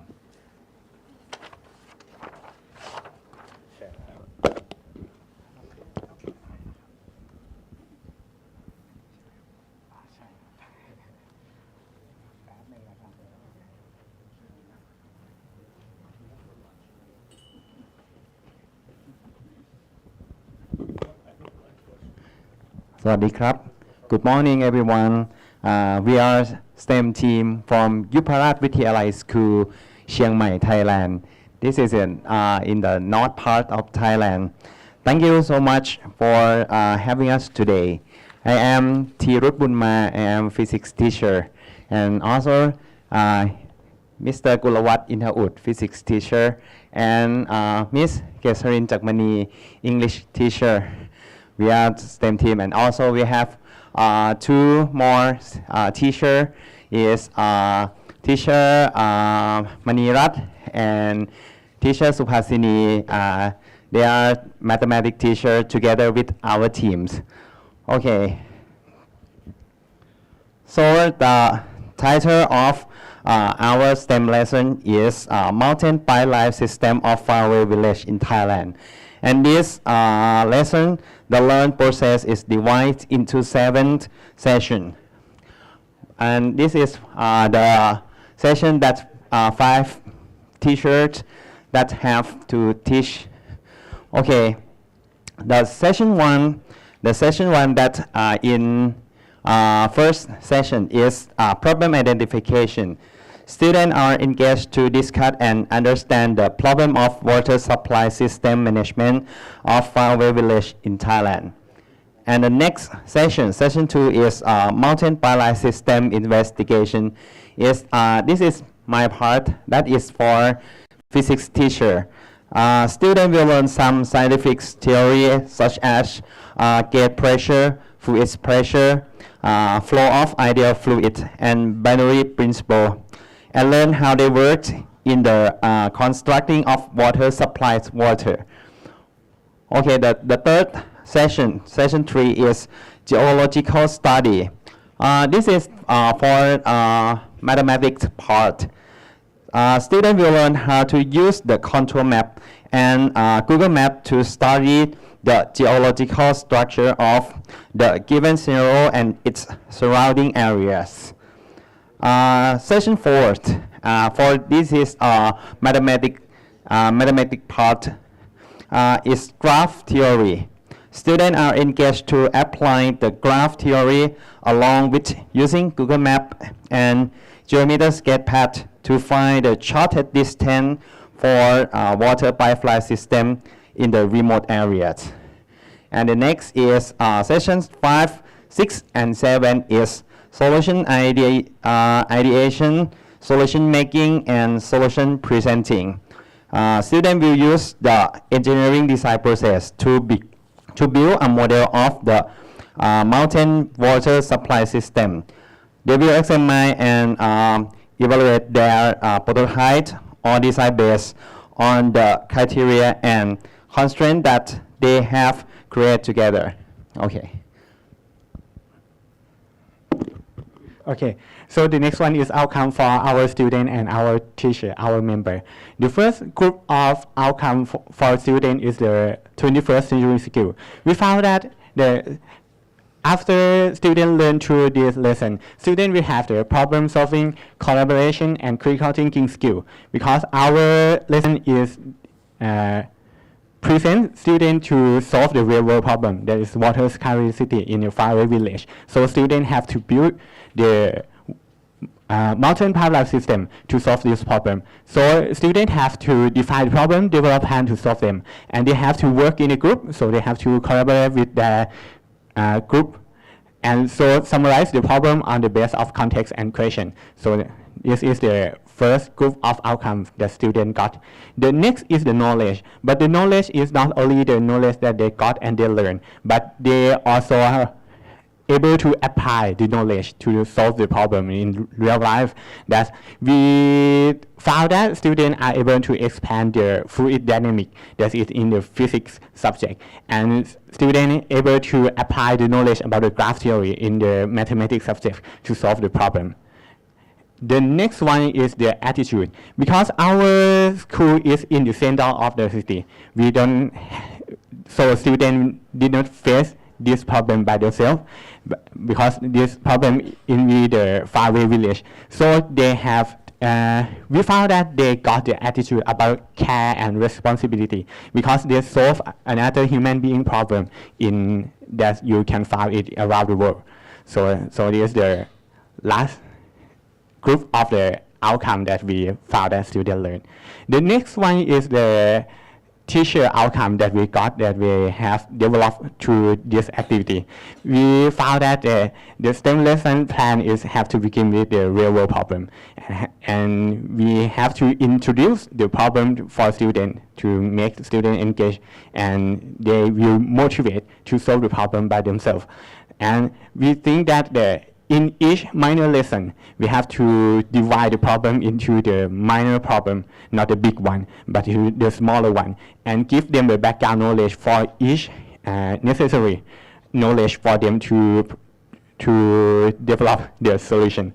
And the last one is the warm-up activity in each session. We found that the main problem is very big, and students will lose their interest in each session of the activity. So we have to have the warm-up activity in each session or in each hour of learning. We got the facilitator support as a PLC from this group of organizations, the Office of Basic Education Commission of Thailand, Temasek Foundation, the Semio STEM Education Center, and NAE Nanyang Singapore. We thank all of you that help us to be here. We got the support in online and on-site workshop, and we also got the professional teacher and professional officer that to help us to design the lesson plan, and follow-up support and supervision us in class, and also got a feedback to make us to can develop our implementation, and also a few tips in Singapore to learn about the education management in another country. That's really good, and thanks all of you. And okay. For the challenge that we have faced during implementing our STEM lesson to the class was that at the very beginning of our lesson, the students were not very familiar with this kind of innovative teaching methods, which were more active and more student-centered. It was quite different from what they usually have experienced in the usual daily classes, where they were almost completely given the lecture and instructions for solving the problem by the teachers. So at the very beginning of the class, it was quite difficult for them to know their roles in the learning process. And what we have done is that we try to engage them to have the self-confidence and self-motivation and self-study to start to seek for the knowledge that is necessary for solving their problem. And also we encourage them to be brave, to face the failure, and keep trying on trial and errors, and keep doing it until they find the best solution for the project. And after the student get used to this kind of learning process, the class just went with the flow, and the class was very much fun, and they also have done a very, very great job. Yes. Next, please. And for the further support, I think we are looking for the inspiration, because inspiration is very important for both teachers and students. So we are looking for the guidance from the specialists and experts, like what we have experienced throughout the three years of participating the CoEs program. Yes, and also it will be very grateful if we could have some fund and budget to support our project, because together with the inspiration, I think we can make our dream classroom become true. Yes, and thank you so much for having us today, and we are looking forward to working with everyone in the future. Thank you so much. Wow. Thank you very much, teacher from Upala School, Chiang Mai, for Thailand. So again, I'm sure everyone here excited and learn a lot from the experience our speaker and the teacher joining in the professional development program of the COSMED, and also our partner in the regional. So please join me to give a big round of applause to everyone and our speaker again. Yes. We come to the last session. I would like to invite Dr. John Stein to make a session conclusion before we leave. Yes. Oh,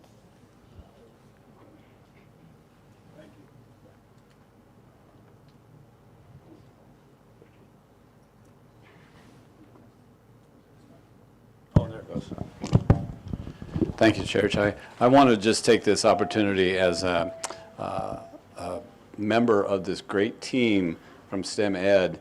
Now that I've retired, I can look back on it and thank my colleagues who are here today, Ed and Mark and Chair Chai, plus Monkon, I don't know if he's here right now, who put together quite a wonderful team to work with, and I appreciate all their support. I want to thank everyone here who came, particularly the teachers who shared today, but there are also other teachers here who did not, but they have great projects downstairs, and I really hope that you'll see them. The NIE Meristem team have been just been wonderful to work with, and I hope we can do more in the future.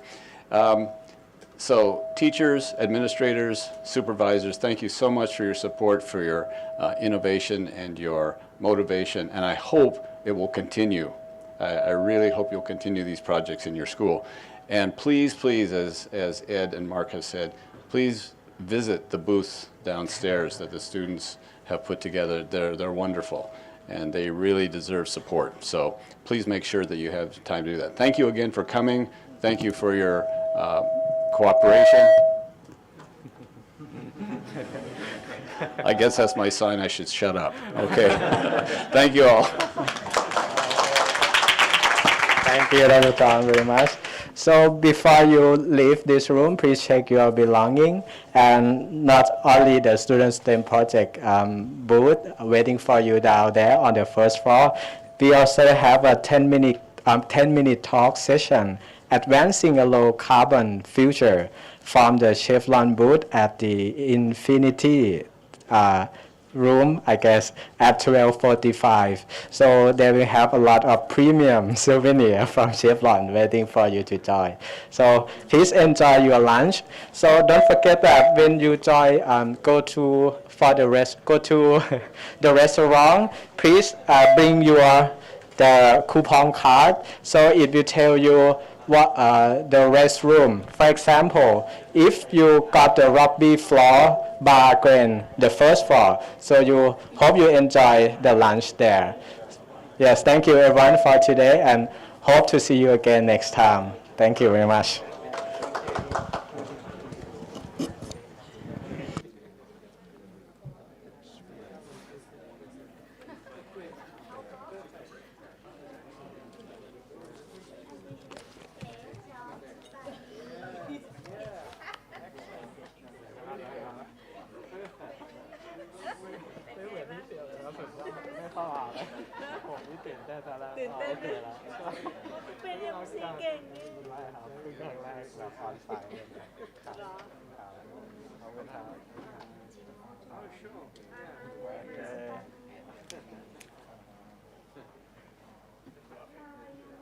Very good, thank you. Yeah.